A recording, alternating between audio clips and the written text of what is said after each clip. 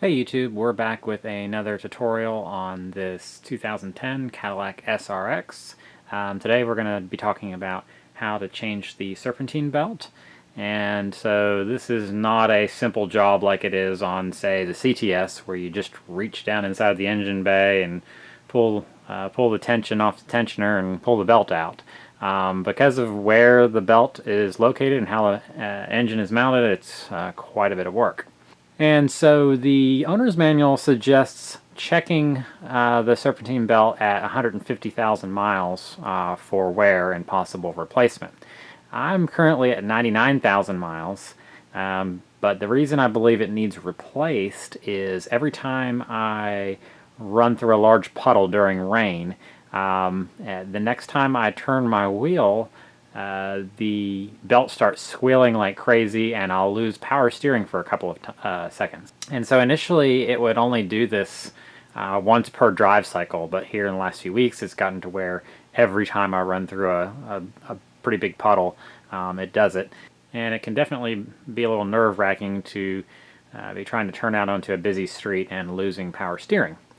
So what I've done here is I'm going to kind of emulate what happens as I run through a puddle by spraying a bunch of water from behind the wheel up onto the bottom part of where the belt goes. And this will kind of emulate what happens when I run through a big puddle and it runs water over it, so you can kind of see and hear what's happening.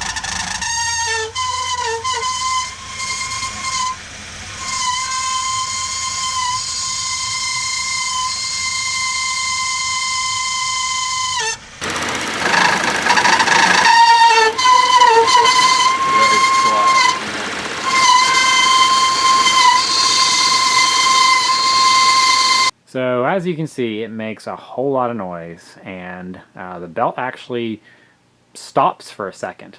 And like I said, when that's occurring, I just lose power steering altogether, and it can't be good on the rest of the components as well. So I want to give credit where credit is due. I found some really useful information, a quick write-up by one of the members there on how step-by-step to do this job. So he did a great job on that, and that really helped us figure out what direction to go with things. We took things a little bit different in a couple areas. One of the big things that we didn't have to do, and you can see us doing here, is pulling the wheel off. The instructions mentioned, jacking the car up and pulling that front passenger side wheel off. And I even went so far as to, pull the wheel liner off too, because I figured, hey, if we're going to be working from that area, it only takes a couple more minutes to pull the wheel liner off. But I don't know if it's because of the way we did another part, which I'll get to later in the video, or what, but we never actually accessed the belt through that area at all. So for me, I would just recommend leaving the wheel and the wheel liner on. It's not necessary to pull those off.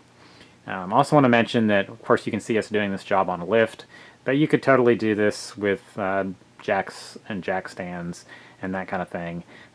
We just chose to do it this way because we had it.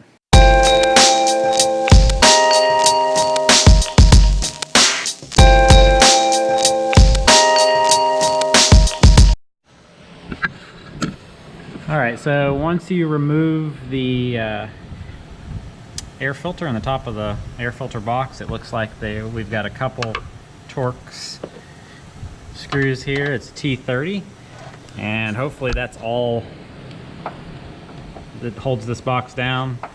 Never had it out, but my luck is there'll be something else hiding somewhere.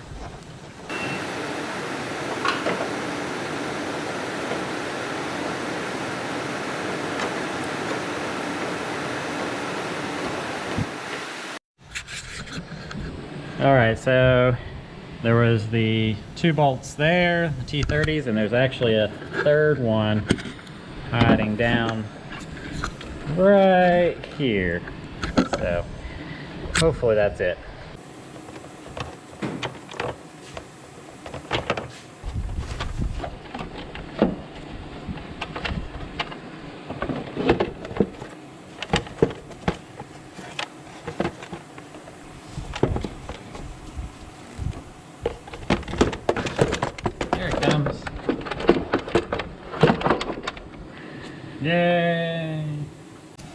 Alright, so next we want to loosen this bracket that holds the AC line down here under kind of underneath where the airbox was.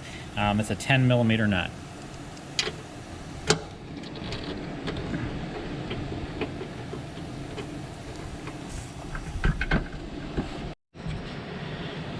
Alright, so now you can get a better view of what we're up against. Of course, the belt is right here on this side of the engine underneath this section here.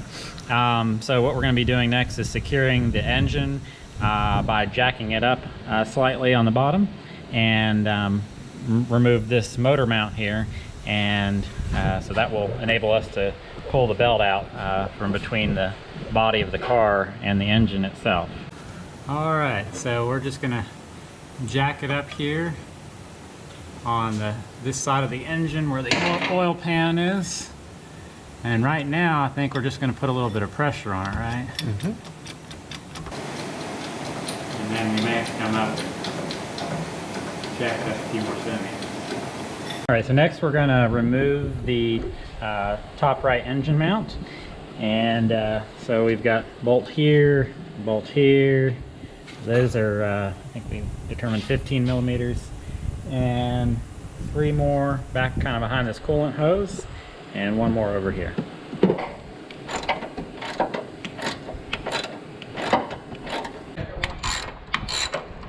Getting there. So this top one near the AC coolant lines you're going to need a deep well for. But these are all 15mm so far.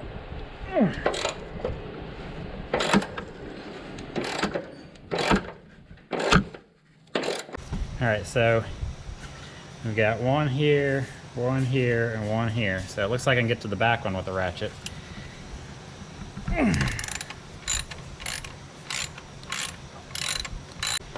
Okay, so one quick note is that these 2 bolts that were here and here are 1 length.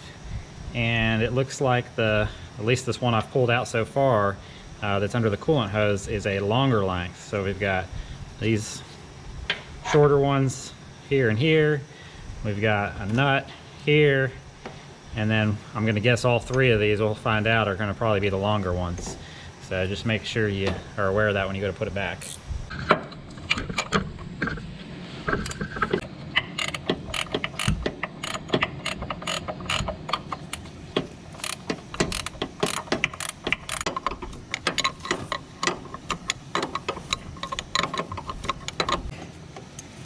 Yeah, all 3 of these ones that were on this back bracket are the same length, which is different from what held it to the body of the car. And so now this is loose, so theoretically,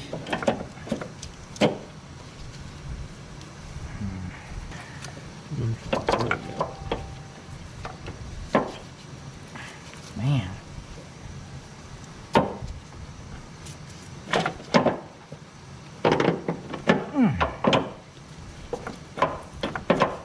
I said be patient. I'm not patient.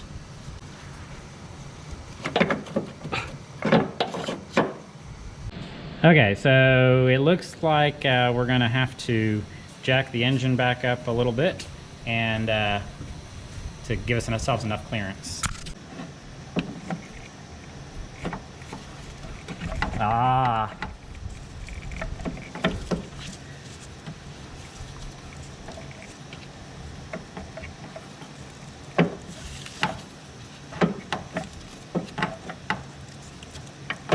What is it hanging on?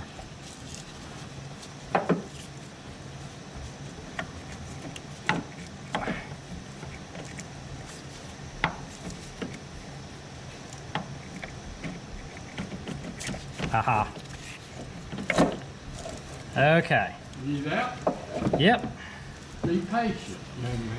So basically, once you jack the engine up, and what do we jack it up? Maybe an inch or 2? Yeah, probably an inch and a half, probably. So you'll want to slide it out this way. It just takes some patience. Okay, next, according to what I am reading, we need to loosen this engine mount bracket.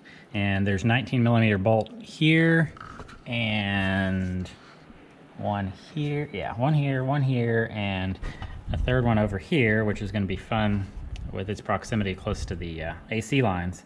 But supposedly we don't want to actually remove this entirely, just loosen it up so we can slip the belt off this top pulley here. And so you can see just how close it is to this bracket. So not a lot of wiggle room. Well, they just got two bolts in. There's a third one in the middle.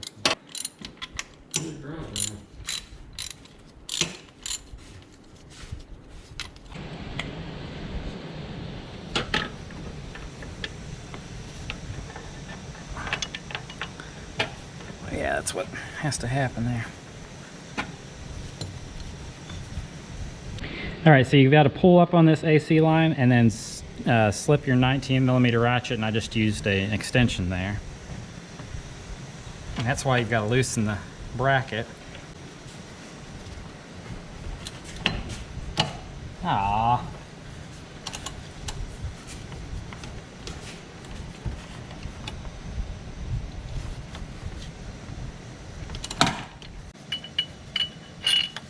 Wow, it's a longer one there.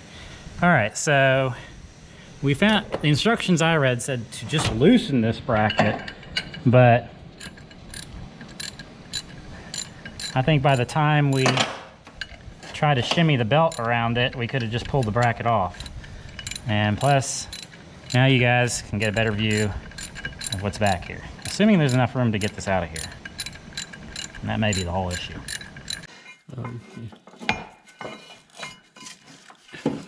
Yeah, I'm not really sure why the instructions I found said not to remove that. Yeah, it's a little extra work, but I think in the long haul, now we can see what's going on, and now we can take the belt off from up here, right? We're gonna find out.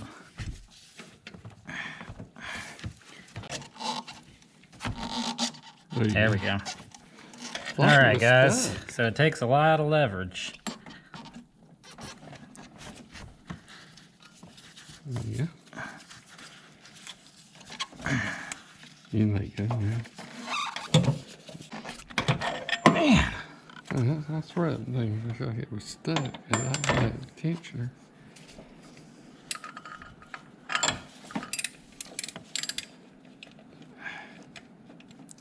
Still not much room to work here. I just don't understand why you wouldn't take that bracket off. We might find out here in a minute, but oh my word.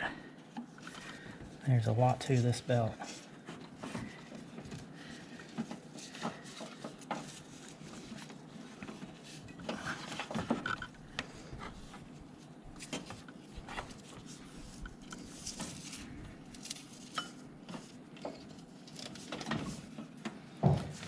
Holy, yeah.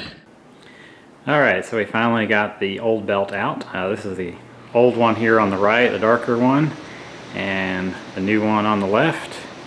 And the new one definitely feels a lot softer under here. This one seems like it may be starting to glaze up, which may be why it's slipping. And we can see that we've got part number matches here. So old one on top and new one on the bottom. So the internets was right. Okay, so the belt on this is a pretty complicated mess of pulleys, but if you lay your airbox cover upside down on the engine like I did, it actually makes a perfect place to put the user manual so you can see what's going on. And I'll post a screenshot of that here on the video.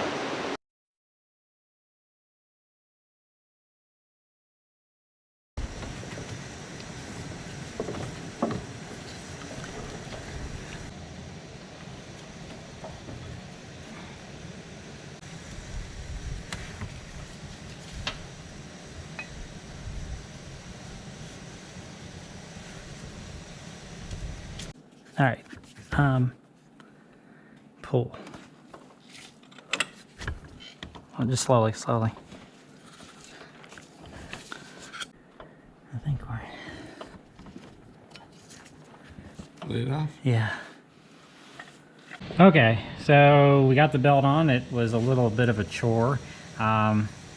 There's probably a right and wrong way, but it seemed to work best routing it underneath these lower pulleys first and kind of let it hang off this top pulley. And then while you have a second set of hands pulling the tensioner back, I routed it around this very front pulley and then popped it back up on here and let the pressure off of it. So now, theoretically, this should be the reverse of what we just did. So let's get this engine mount bracket back in place. And I gotta say, the instructions I found, I'm really glad I had them. And of course, we're doing some things differently here as we run into them, but I'm sure that it's possible to get the belt off and on without removing the engine mount bracket, but it just seems so much easier to do it up top here. And we pulled the wheel and the wheel liner off, and there was really there's not been a reason that we needed to do that so far. So I'd rather work up top any day of the week. So let's go ahead and get this put back together.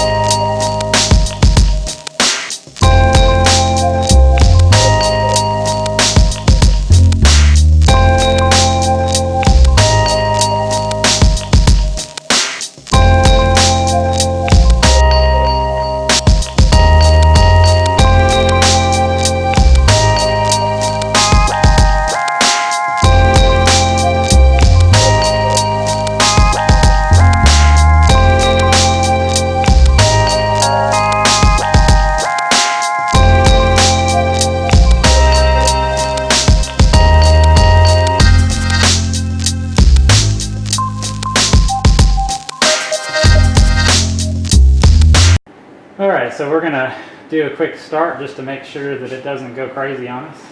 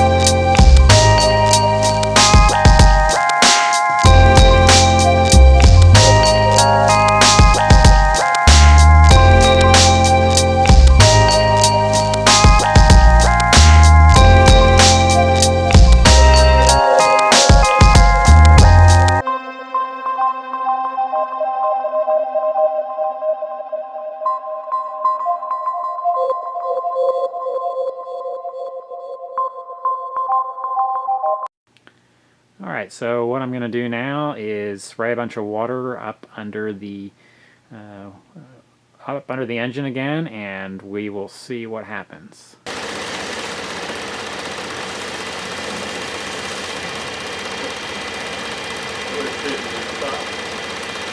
The steering never cut out that.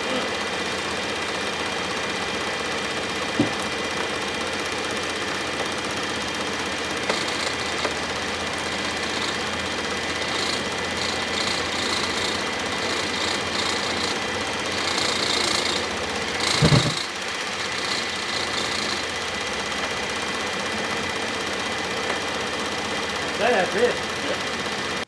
And as you can see and hear, very little noise, and I did not lose power steering at all when turning the wheel. And I did this a second time, sprayed it down again, and it made even less noise, so that's probably just some of the newness working off the belt. But the noise is basically gone, and the power steering stayed 100% through the whole ordeal. Alrighty, that about does it for this video. I hope this was helpful, and if you guys would consider giving it a thumbs up and subscribing to my channel, I would greatly appreciate it. And if you guys have any suggestions for tutorials you'd like to see on this vehicle or the second generation Cadillac CTS that I also do videos on. Feel free to leave a comment below. Thanks for watching.